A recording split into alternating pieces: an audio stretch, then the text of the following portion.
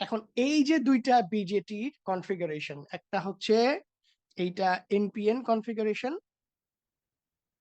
আর এইটা PNP configuration, এই দুইটার সিম্বল কেমন হবে সেটা আমরা দেখি। এই সিম্বল গুলাই আমাদেরকে সবসময় এখন থেকে ব্যবহার করতে হবে। এইখানে আমরা যেটা দেখতেছি, দেখো এটা হচ্ছে এই পিএনপি এর সিম্বল, আর এনপিএনটা দেখি একসাথেই দেখি। এই যে, এইটা হচ্ছে আমার এনপিএন এর সিম্বল। খেয়াল করে দেখো, এনপিএনটাতে খেয়াল করো, এনপিএনটা কারেন্টটা এই এন টাইপ থেকে এমিটার কারেন্টটা বের হচ্ছে, কালেক্টর কারেন্টটা কালেক্টর সাইডে প্রবেশ করতেছে, বেজের দিকে কারেন্ট বেস কারেন্টটা প্রবেশ করতেছে। এটা হচ্ছে এনপিএন এর তিনটা কারেন্টের ডিরেকশন। এই ট্রানজিস্টরটাকে আমরা যেই সিম্বলের মাধ্যমে প্রকাশ করি, এইটা হচ্ছে সেই সিম্বল। এই যে এটা হচ্ছে সেই সিম্বল। দেখো, দুইটার ক্ষেত্রেই এনপিএন এবং পিএনপির ক্ষেত্রে সিম্বল কিন্তু অলমোস্ট সেম। সিম্বলের মোট মোট মোট কাজ হচ্ছে, দেখো আমাদের এই ইমিটারের সাইডে একটা দাগ থাকবে, কালেক্টর সাইডে এরকম একটা দাগ থাকবে, আর মাঝখানে বেজের জন্য একটা কমন দাগ থাকবে, এবং এই পুরো মাঝখানের অংশটাকে আমি একটা সার্কেলের মাধ্যমে এনসার্কেল করব। তাহলে এইটাই হচ্ছে আমার মূল বিজেটির সিম্বল, সিম্বলের ভিত্তি। কিন্তু আমাদের কিন্তু আইডেন্টিফাই করার প্রয়োজন হবে কয়েকটা জিনিস। দেখো এখানে আমি তিনটা টার্মিনাল আঁকছি, রাইট? তিনটা টার্মিনালের ভিতরে মাঝখানেরটা বেজ, এটা তো বোঝা যাচ্ছে ক্লিয়ারলি। কিন্তু এই যে দুই পাশের ভিতরে কোনটা এমিটার আর কোনটা কালেক্টর, এটা কিন্তু সিম্বল দেখে বোঝা যাচ্ছে না। বোঝা যাচ্ছে শুধু এই সিম্বলটা দেখে আমি যেটা আঁকছি, কোনো ডিফারেন্স নাই কিন্তু। তাহলে আমরা কিভাবে আইডেন্টিফাই করব যে কোন পাশটা এমিটার সাইড আর কোন পাশটা কালেক্টর সাইড? এক নাম্বার প্রশ্ন।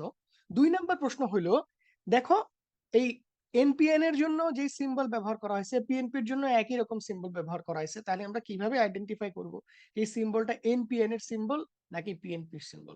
এই কাজটা করার জন্য দেখো, এই দুইটা সিম্বলের মধ্যে এই বাকি ওই যে কারেন্টের যে লেখাগুলো আছে, আই, আইবি, আইসি, এগুলো ভুলে যাও, শুধুমাত্র সিম্বলটার দিকে তাকাও।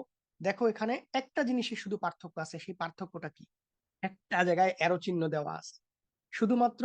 হ্যাঁ, এই যে সিম্বলে যতগুলো আমরা তিনটা টার্মিনাল রাখলাম, একটা দুইটা তিনটা, তিনটা টার্মিনালের একটা টার্মিনালে দুই ক্ষেত্রেই অ্যারো চিহ্ন দেওয়া আছে। এই যে, তার মানে দেখো যেই পাশটাতে অ্যারো চিহ্নটা দেওয়া থাকবে, এটা হচ্ছে number one identifier. Arrow sign যেই টার্মিনালে থাকবে সেইটা এমিটারকে প্রকাশ করবে। এমি এই অ্যারো চিহ্নটা কখনো কালেক্টর সাইডে আমরা ব্যবহার করি না। অ্যারো চিহ্নটা যে কোনো একটা সাইডে প্রকাশ করা হয় এই জন্যই, যাতে আমি আইডেন্টিফাই করতে পারি ক্লিয়ারলি যে এই সিম্বলটা মধ্যে কোন সাইডটা এমিটার সাইড, কোন সাইডটা কালেক্টর সাইড। এক নাম্বার, তাহলে মানে একটা প্রবলেম সলভ। দুই নাম্বার প্রবলেম আমরা বলতে চাইছিলাম, দেখো এই দুইটার ক্ষেত্রেই সিম্বল একই রকম, তাহলে আমরা বুঝবো কেমনে যে আমার এই ট্রানজিস্টরটা এনপিএন কনফিগারেশনে আছে নাকি পিএনপি তে আছে? সেইটা বোঝার জন্যও একটা সিস্টেম আছে। দেখো দুইটার ক্ষেত্রে অ্যারো চিহ্ন আছে ঠিকই, কিন্তু ডিরেকশন অফ অ্যারো সেম না।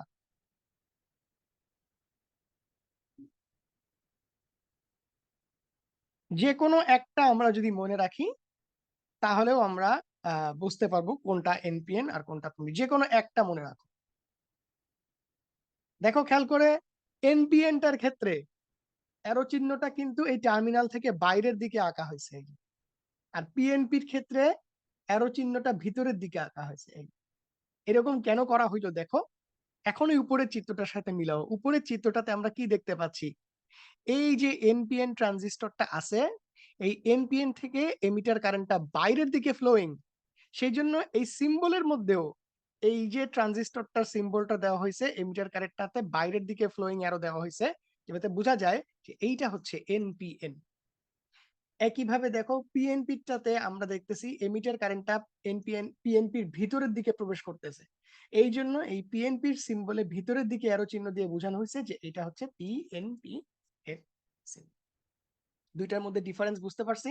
এখন আমরা মনে রাখবো কিভাবে বলো তো? কিভাবে মনে রাখতে পারো? যে কোনো একটা মনে রাখা দরকার। কোন যে কোনো একটা তোমরা মুখস্থ রাখতে পারো, কোনো সমস্যা নাই, তাহলে অপরটা যে পিএনপি হবে বা এনপিএন হবে এটা তো বোঝা যায়।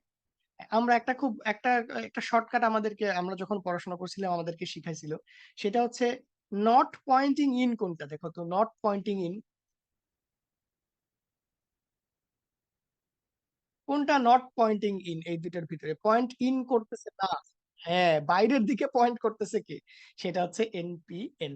এই নট পয়েন্টিং ইন এর সাথে এনপিএন এর মিল পাওয়া যায়, এই জন্য মনে রাখার জন্য আমরা এটা ব্যবহার করতে পারি যে যেটা নট পয়েন্টিং ইন সেটা হচ্ছে এনপিএন। এই যে যেটা বাইরের দিকে পয়েন্টিং সেটা এনপিএন, তাহলে যেটা ভিতরের দিকে পয়েন্টিং সেটা অবভিয়াসলি পিএনপি হবে। এইটা হলো আমাদের বিজেটির দুইটা টাইপ এর দুই ধরনের সিম্বল। আমরা এখন থেকে সার্কিটে যখন আমরা ম্যাথ করব, ক্যালকুলেশনস করব, তখন এই সিম্বল গুলো ব্যবহার করব। এই কানেকশনটাতে আমাদের বেসটা দুই সার্কিটের ভিতরে কমন, এই জন্য এইটা হচ্ছে আমাদের 1 নাম্বার কানেকশন। এটাকে আমরা বলি কমন বেস কনফিগারেশন।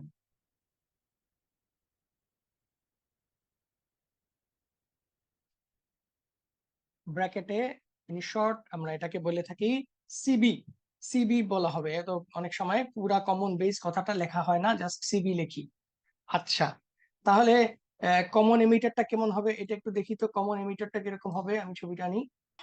এই যে সার্কিটটা আমরা আঁকলাম, এই সার্কিটটার ক্ষেত্রে আসলে কি এমিটার কমন কিনা সবাই খেয়াল করো। এইটা হচ্ছে আমাদের বেস, এইটা হচ্ছে আমাদের কালেক্টর, আর এইটা হচ্ছে এমিটার। দেখো আমরা যেই সার্কিটে অর্থাৎ যেই সাইডে ইনপুট সিগন্যাল দিছি, বেসটা কি এখন দুইটার মধ্যে কমন আছে দেখো দেখি, নাকি বেসটা শুধু কার সাথে আছে? শুধু ইনপুট যেদিকে দিচ্ছি সেই ইনপুট সার্কিটের সাথে বেস কিন্তু এখন আছে, বেস কিন্তু এখন আর এই আউটপুট সাইডের সাথে নাই। আউটপুট সাইডের সাথে আছে কালেক্টর, ইনপুট সাইডের সাথে আছে বেস। কিন্তু এমিটারটা ইনপুট সার্কিটের সাথেও কানেক্টেড, আউটপুট সার্কিটের সাথেও কানেক্টেড। এই যে এমিটারের যে বাহুটা আছে, যে টার্মিনালটা আছে, ইনপুট সার্কিটের সাথেও সে কানেক্টেড, আউটপুট সার্কিটের সাথেও কানেক্টেড। তার মানে এই ক্ষেত্রে এই সার্কিটটা কিন্তু কমন এমিটার কনফিগারেশন, এটা কমন এমিটার।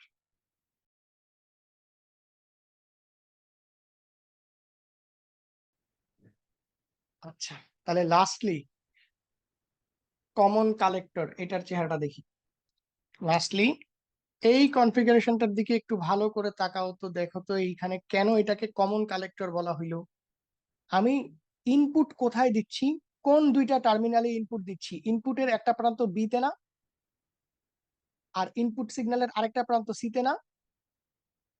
তাহলে ইনপুট দেওয়া হচ্ছে বি এবং সি টার্মিনালে, আউটপুটের একটা প্রান্ত, দেখো আউটপুটটা কিন্তু এখন আমরা পুরোটা থেকে নেই নাই, এখানেই বড় একটা পার্থক্য দেখে কিন্তু নর্মালি দেখো উপরেরটা খেয়াল করো, এই যে কমন এমিটারের চেহারাটা যেরকম আর কমন কালেক্টরের চেহারাটা কিন্তু একই রকম।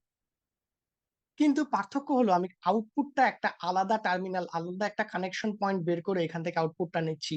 খেয়াল করো, আউটপুটের এক প্রান্ত নেওয়া হচ্ছে এমিটারের সাইড থেকে, এমিটারের টার্মিনাল থেকে, দেখছো এই যে এমিটার, কিন্তু আরেকটা প্রান্ত কালেক্টর যে ভোল্টেজটা সেখান থেকে নিব সেটা কিন্তু আমি কালেক্টর থেকে নিচ্ছি। তাহলে আমি যদি বলি আউটপুট নেওয়া হচ্ছে এমিটার এবং কালেক্টর টার্মিনালের মধ্যে থেকে, তার মানে দেখো কালেক্টর কিন্তু এখানে আসলে কমন, তার মানে এই কনফিগারেশনটাকে আমরা বলি কমন কালেক্টর কনফিগারেশন।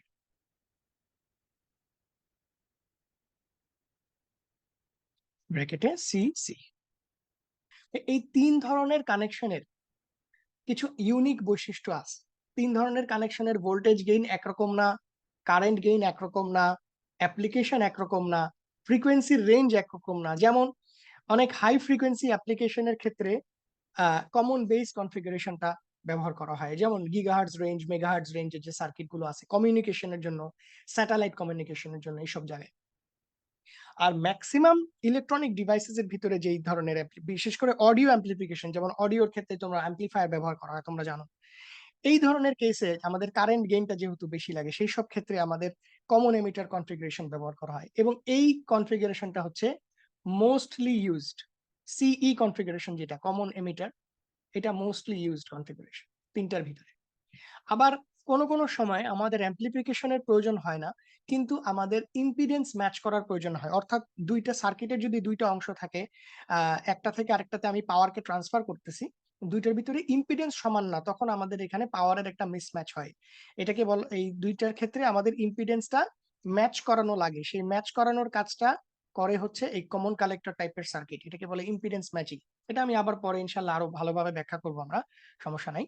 তার মানে এই তিনটার ক্ষেত্রে আমরা বুঝলাম তিনটার কিছু ইউনিক বৈশিষ্ট্য আছে, কিছু ইউনিক প্যারামিটারস আছে এবং আলাদা আলাদা কিছু অ্যাপ্লিকেশনের জায়গা আছে।